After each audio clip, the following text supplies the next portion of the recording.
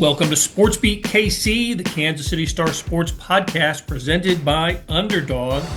I'm Blair Kirchhoff. We're talking Royals today with beat writer Jalen Thompson. It's been a bit of a troubling time for the Royals, who've dropped 11 of the past 16 games, nearly erasing the margin they created with a 7-game winning streak earlier in the month. The themes haven't changed. The Royals continue to get good starting pitching, although that didn't happen in the first 2 games of the current series against the Cincinnati Reds. But what doesn't seem to change at all is their hitting. It just hasn't come around for the Royals, and as a result, they've dropped into 4th place in the AL Central standings going into tonight's game against the Reds. They need to win this to avoid getting swept. Well, here to discuss all things Royals is Jalen Thompson. Jalen, how you doing, man? I'm doing good, Blair. How are you doing? Doing fine, doing fine. Of course, you've been with the Royals, all year. You run that San Francisco Minnesota swing before they came home. I thought that was an interesting series. They took 2 out of 3 from the Giants, and that it felt like that maybe was a turning point, a kind of a pivot point. But then they lose 2 straight up in Minnesota. They win the 3rd game, which I thought was pretty important to not get swept. They come home to the Reds, and the Reds are, they're not world beaters. I don't think this is a playoff team. They're better than they were last year, but they've dropped the first 2 against the Reds at home. A couple of bad weather games, but they need to win tonight to avoid getting swept. What they just can't seem to come out of this little malaise that they're in right now. And like I said earlier, the hitting has been the constant theme. They just can't seem to get big hits, 2-out hits, runners in scoring position hits. Their home runs, what is it? Still fewest in the major leagues, right? They're up to 33 home runs, Yep. it's the fewest. Their runs scored are tied for the 3rd fewest in the majors, averaging 3.3 a game. So it must be, you're sitting there in the press box every game, and when in the few times they come up with runners in scoring position, you must be thinking, okay, here's the time. They're going to bust out of it right now, and it just doesn't seem to happen. What do you make of these Royals?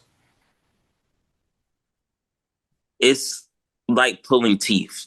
If to be completely honest, to watch them try to score runs, you watch a game and if you see the opposing team get more than 2 runs, you're like, well, they're probably going to lose this game because they just haven't been able to capitalize with, like you said, runners in scoring position. And that's what they did so well last season, which was the reason why they were able to overcome a lot of hurdles and make the playoffs. The starting pitching is probably better than it was last season. The defense is still the same, give or take a couple of errors from Jonathan India playing all over the field. Um, I think that these Royals right now, they are struggling to figure out what's the best way to scratch across some runs. They don't want to say that it's frustrating because they understand that they have so many more games to go. But when you take a step back, a 10,000-foot view, this team, they don't have the offensive capacity right now to really be a threat, even if they made the playoffs. You can pitch as well as you can, but that's a lot of stress that you're putting on the arms of all your starters if they know they cannot go out and give up 3 runs Right. because the team's not going to come back and make it a game. I mean, just think of how Michael Lorenzen probably felt in the first game of the series. He goes out there, he gives up 6 runs, and the Royals are down early. He knows that it wasn't his best start, but the offense doesn't pick him up. So he has to be settled with that loss, and all the attention's on him and what he didn't do well. But if your offense was scoring 4, 5, 6 runs, then you're probably in that game. So all of those things kind of just unravel into the point of the Royals are where they are right now, 2 games over 500, largely because of their pitching. If that pitching takes any step backwards or regresses, then this is a landslide because the offense is not picking it up right now. Right. So 4 runs or fewer in 47 of their 56 games. And even more troubling is they're not hitting at home, right? They've lost 6 of 7, and they had become such a good home team up until this, through last season and the first part of this year, through their current stretch. The Royals have made some moves. We're going to talk about the big move Mhm. they can make here in a little bit, but they've made some adjustments and some moves. Early on, MJ Melendez was sent down to Omaha, and just this past week, Hunter Renfroe was DFA'd. So guys who weren't hitting got demoted for Mhm. that.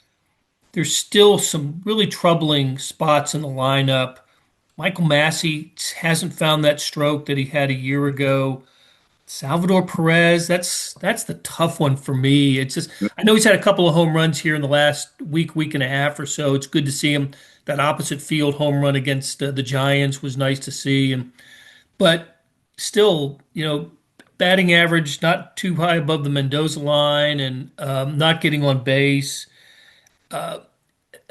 What is it? Is it that simple just to say it's two or three guys that aren't hitting and it's dragging down the rest of the batting order? Bobby Witt is even in a little bit of a malaise here. I tallied this up since his 4 for 5 game against the White Sox that it got him up to 325, a season high for the year. He's hitting like 261. He's got 18 strikeouts in 17 games. Even he seems to be being dragged down by this offense. Are there any other moves, let's set aside Jac Caglianone for a second, but are there any other moves that can be made right now to help them get out of this thing? Or we just have to be patient and wait for Salvi to get his stroke back and Michael Massey to start hitting? I think you have to be patient. I think that your top guys have to be top guys. At the end of the day, that's what has to happen for the Kansas City Royals. The top guys have to be the top guys. And I'm talking about Bobby Wood Jr., Vinny Pasquantino, Salvador Perez. That's how you won last year when those guys carried the load. They carried you through any type of slumps that the rest of the team might have had because you knew one of those three guys was going to be on. Right now, that trio went 1 for 10 yesterday. They did not impact the game whatsoever. The two people that scored the RBIs was Kyle Isbell and Jonathan India.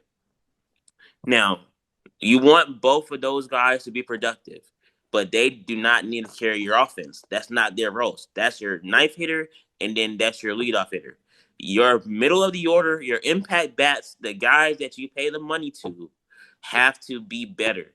And Vinny Pasquantino has been great in May, but he hasn't been good when it comes to driving in runs and runs scoring opportunities. Salvador Perez is hitting the home runs, but he hasn't been good in the last few weeks, really all season, in driving in runners in scoring position. And as much as we all love Bobby Wood Jr. and we know that he is the stud that he is, one of the best players in the game, right now, the Royals need him to be better. They need him to be the guy to drive in more runs. He has the stolen bases, he has the doubles, but 5 home runs, 28 RBIs. They need him to be better. And I think that if they can do that, they can overcome some of the issues that are plaguing them. But they've tried everything. They've given opportunities to guys in AAA. They've given opportunities to Drew Waters, John Rave. You see Nick Lofton coming up, but are those guys really difference makers for your lineup, or are they just consistent bats that you're giving a shot? You got to find power. You got to find someone to hit the ball out the ballpark, and they don't have that right now. They don't have that on the parent club, but in the minor leagues, there is a guy who is knocking the ball all over the place. And Jac Caglianone, his promotion from Double A to Triple A Omaha could not have had a better start, right? 5 home runs in 4 games, uh, got everybody's attention, and the idea was for him to get just a step up in competition, see a little bit better pitching that you're going to see from Double A to Triple A. Work on things like his pitch recognition and maybe some in-game adjustments, hopefully improve on those types of things. Now, he did follow up his hot start in Omaha with a tough night on Tuesday, right? 0 for 5, his home debut, I guess, right, Hmm. for Omaha. 0 for 5 and three punch outs. But there's no doubt that this is a lineup. The Royals lineup lacks power, lacks punch, and Jac Caglianone was built to provide power and punch. So let's go through the what we think the Royals' thinking is on this. JJ Piccolo addressed the media when the Royals came back off the road a couple days ago, and you were there. What did JJ say um, uh, about Jack and when we could see him and why he's made the move from Double A to Triple A, and when we can see the Triple A to the majors move? They moved him from Double A to Triple A because they felt like he needed another challenge, and he had already progressed as far as they wanted him to be and seen in Double A. So they sent him to Triple A, and you can't argue with 5 home runs and 10 RBIs in your first week in Triple A. No, that was incredible. And how far did a couple of those travel? I mean, 459 feet. I mean, yeah, yeah. I mean, it, just unbelievable bombs. yeah. So from that perspective, it's kind of like you want to buy something for Christmas and you're a kid and you're begging your parents to get it for you and get it for you from August to September to October. You know what you want. And you know that you've been good enough that potentially Santa Claus can bring it to you on Christmas. But we haven't got to Christmas yet. If in the Royals case, they haven't got to the point where, all right, we're gonna give you this. We're gonna give you Jac Caglianone. Because in their mind, there are still some things that he has to work on for so that he can be ready.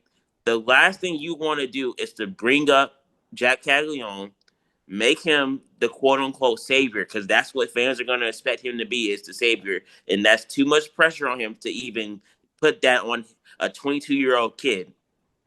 And then on top of that, you're saying come up and just start hitting home runs. And it doesn't work that way. There's a reason why Major League Baseball and AAA are two different entities. If you're playing in AAA, it's because you can't make it in the MLB. And the reason why is because there's something about that jump from, in the Royals case, going from Omaha, Nebraska to Kauffman Stadium in Kansas City. That road is the longest road that any prospect, any player is going to take. And it's really a short drive, but for them to get to the MLB level is difficult. So when you get there, you have to make sure that you're ready. Because you're in Jac Caglianone's case, he's not going to probably see a fastball in his first couple of at bats because everybody knows he can hit a fastball. He's going to see curveballs and cutters and sliders and sweepers and changeups and shoot. So he has to be ready for all of that. He's got to be ready for, in the minor leagues, they might throw a pitch and it might be a mistake and he hits it out, right? In the major leagues, they don't make mistake pitches. They are accurate and pinpoint in their production. So I think fans have to realize that it takes a while for a guy to learn how to hit major league pitching. That's why you go through all the different levels. That's why you see all the different pitching in the minor leagues, so that when you're ready to come up, you're gonna struggle. It's a failure game. But in Jac Caglianone's case, he can't really fail because Royals fans are counting on him to be a savior, and that's not fair to him. You make a really good point. It would be a different environment if he were, on the verge of being promoted to a lineup that was already hitting, right? That Salvi'd already have a dozen home runs, and Bobby Witt would be leading the American League in batting average, and Vinny would have his typical big RBI total, and things were kind of chugging along the way they were a year ago, even before Vinny was hurt.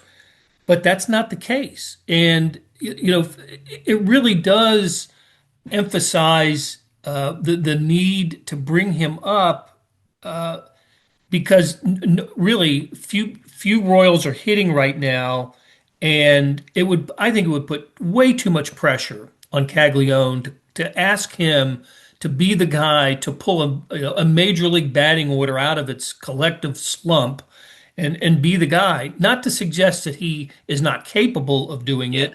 He is. But you can't ask him to be that guy.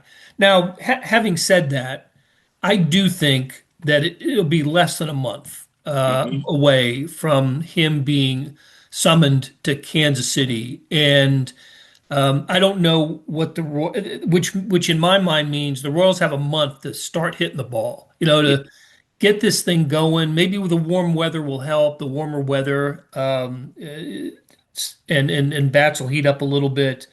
But I thought our colleague Sam McDowell, Mhm. had the right idea in a column that he wrote earlier this week that he thinks the Royals are going about this the right way. That they're it's a long-term play, not a short-term solution.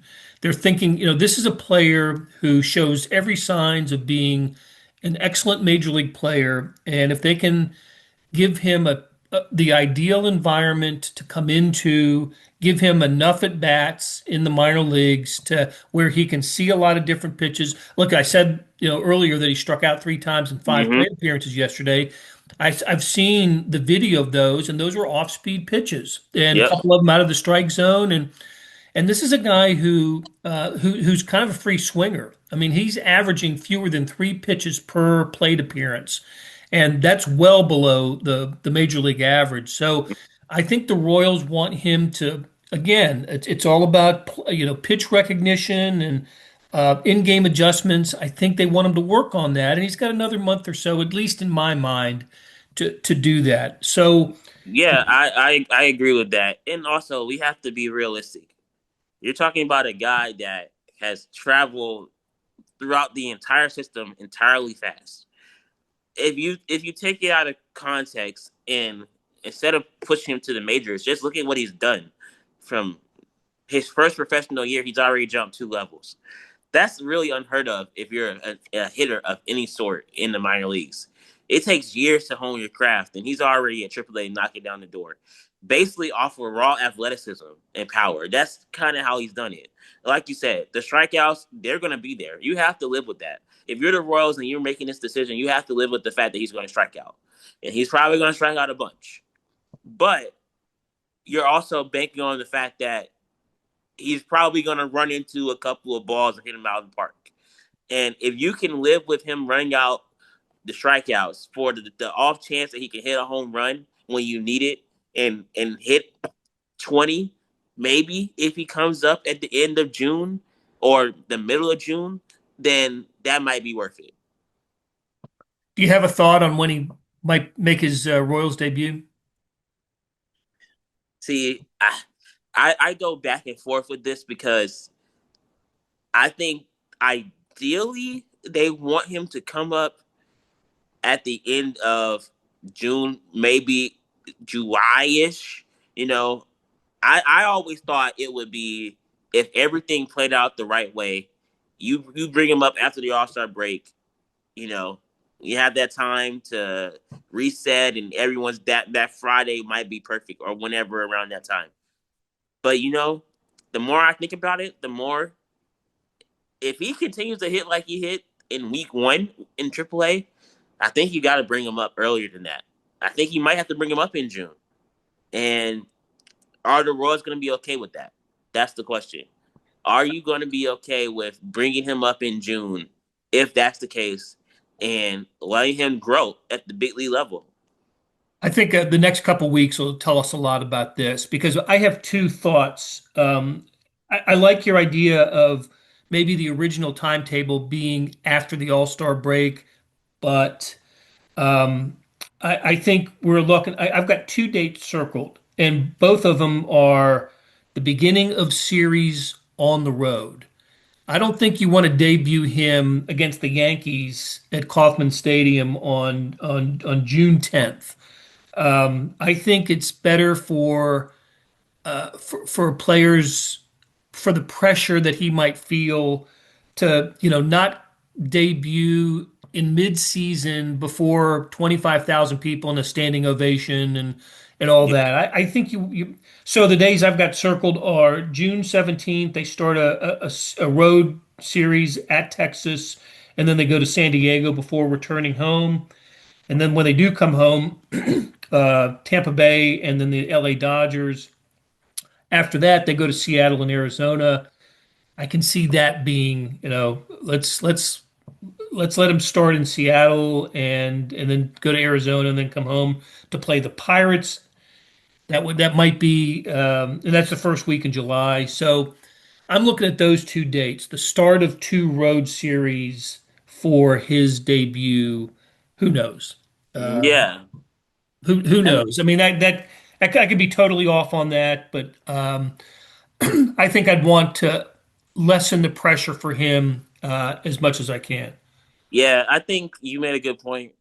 He was 0 for 5, 3 strikeouts yesterday. That's going to happen. I think that if he puts together this series that Omaha has at home, where if he let's say he hits 3 more homers, is that enough? Is 3 more homers enough to say, you know what? He has 8 now in the minor leagues. He's got X amount of RBIs. He's still hitting over 300. Is that enough? Is that enough of a sample size to be like, yes, bring him up? Or do you slow play it more? Because what you don't want to do if you're the Royals is bring him up and then he has to go back down. Because Right. the Orioles did that with Jackson Holiday. They brought him up. He was like an abysmal 4 for like 40 something, and they sent him down, and they had to bring him back up again. And you don't want to mess up their confidence of a young player by doing that. Look at what the A's did with their first round pick, Nick Kurtz. He was brought up, he struggled right out the gate. Then he started to find his footing. And I think now he's on the injury list. I could be wrong on that, but I mean, those things happen.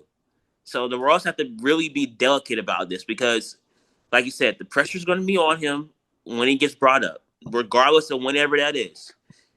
How are you going to help him understand the rigors of Major League Baseball, plus the pressure that everybody is going to put on him? All the 14 jerseys that are going to be in the stadium, all the cheers, all of this. Jack, you got to do it. You got to do it. You got to bring us out of it. Can do you really want to put that on him? That's just tough. I don't know if the Royals want to do that, but their hand might be forced if he continues to hit the ball in AAA. Take a swing at picking sports this baseball season with Underdog. Playing on their app is as easy as choosing higher or lower on players' stats. Get them right, and you could win up to 1,000 times your money. Sign up today using promo code KCSTAR to get a gimme pick as a part of your first cash entry, plus up to $1,000 in bonus credits when you deposit. Must be 18 plus and present in a state where Underdog Fantasy operates. Terms apply. Concerned with your play? Call 1-800-GAMBLER or visit www.ncpgambling.org. All right, let's switch gears, Jalen, and talk a little pitching. These first two Reds games, it's been a little bit of a break from the norm. Lorenzen got hit pretty good in the series opener, and then the bullpen game didn't work out great for them in the game two against the Reds after having success with the bullpen game against the Giants a week earlier. My question is to you, first of all, is just give us a quick update on the return path for Seth Lugo and Cole Reagans. They've each missed at least one start, and when do we expect them back? So I think you'll see Seth Lugo sooner rather than later. He's supposed to come off the injured list, I believe, on the 29th, which is Thursday, but the Royals don't play on Thursday. So I think when it's time for him to come back, I think he'll be ready to go. As for Cole Reagans, I think he can come off on June 1st. So it depends on how he's progressing and if he's ready to go. But I think that he'll be also coming back soon as well. So I think they're going to be in good shape getting both of those guys back right around the times that they are supposed to come off the injury list, which is a great sign for the Royals because you saw a bullpen game works in spurts, but you can't do it every 5 days. It's not going to work. Taxes your And bullpen, you know? exactly. So with that being said, and with Reagans and Lugo pretty much coming back, and they are going to be back in short order, now you have your rotation back to full strength. But now you have to figure out what you're going to do with Noah Cameron. He's going to be the odd man out. Man, Where do you put him at?